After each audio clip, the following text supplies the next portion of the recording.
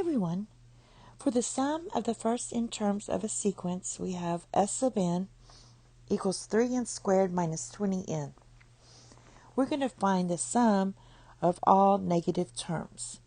So what we want to do is just determine which terms are negative and then add them up, or basically easier just to use this formula. So what we're going to do is find our nth explicit formula, and that's just going to be the sum of all the terms minus all the terms minus the nth term, right? So basically, if you had these terms here,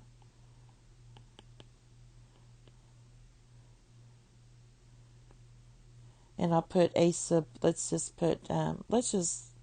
use regular numbers. All right. So if I just put a sub 9 plus a sub 10, let's say if I do that. To get this nth term, let's call this the nth term, you would take the sum of all of these and subtract the sum of these. So that's what I'm doing. This would be your a sub n minus 1. All right, just to be clear on that, because that part's confusing. So to get your a sub n, we're going to take this s sub n, which is just given here, 3n squared minus 20n, minus s sub n minus 1. And that you're just going to do the same thing, but instead of n, you're going to put n minus 1. So it's going to be 3 times n minus 1 squared minus 20 times n minus 1. All right. And this is going to all simplify. You simplify all this. This is going to all equal 6n minus 23. Now, not considering the first term, this would be for n is greater than or equal to 2. Or we could say our first term is the sum of the first term, which is just equal to negative 17 when you substitute a sub 1.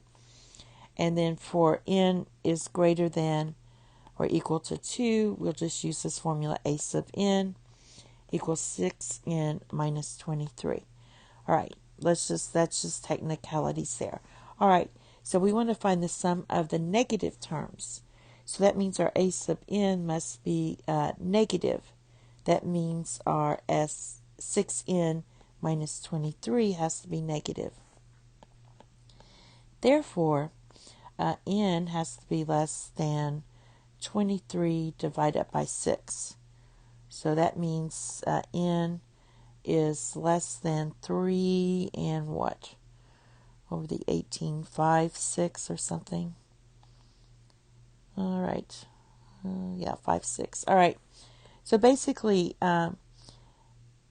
for n is less than 3, it's negative. But once we hit 4, it's going to be positive. So the first 3 terms are negative.